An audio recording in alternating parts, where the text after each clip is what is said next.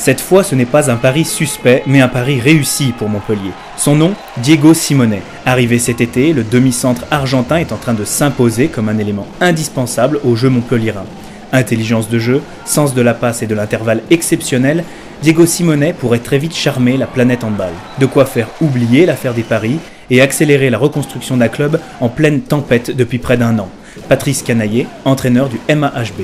C'est un garçon explosif, avec plein de talent, qui amène beaucoup de savoir-faire sur ce poste de meneur de jeu. Et il lui reste à domestiquer un petit peu tout ça, à maîtriser le rythme d'un match, le rythme d'une équipe, à être un peu le taulier d'une équipe. C'est un rôle qu'il partage avec Michael Guigou, donc bon, il est avec un joueur très expérimenté par rapport à ça. C'est un superbe joueur. Et j'espère que ça va devenir un très très grand joueur. À en croire ses coéquipiers, le meilleur reste à venir pour Diego. Michael Guigou, capitaine de Montpellier. C'est un joueur rapide, explosif et qui a un seul petit défaut, c'est qu'il a un manque d'expérience sur ce poste-là. Mais nous, on avait besoin depuis pas mal d'années. C'est pour ça qu'on peut faire la comparaison un peu avec Ekel Meganem. C'était un peu le demi-centre qui doit savoir faire jouer ses arrières.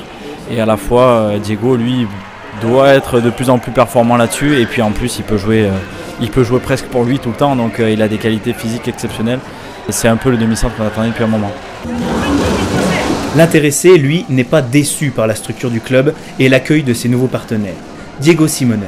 Tout le groupe, c'est vraiment gentil. Patrice m'a donné la confiance d'être titulaire. Et, pour moi, c'est très important d'avoir la confiance.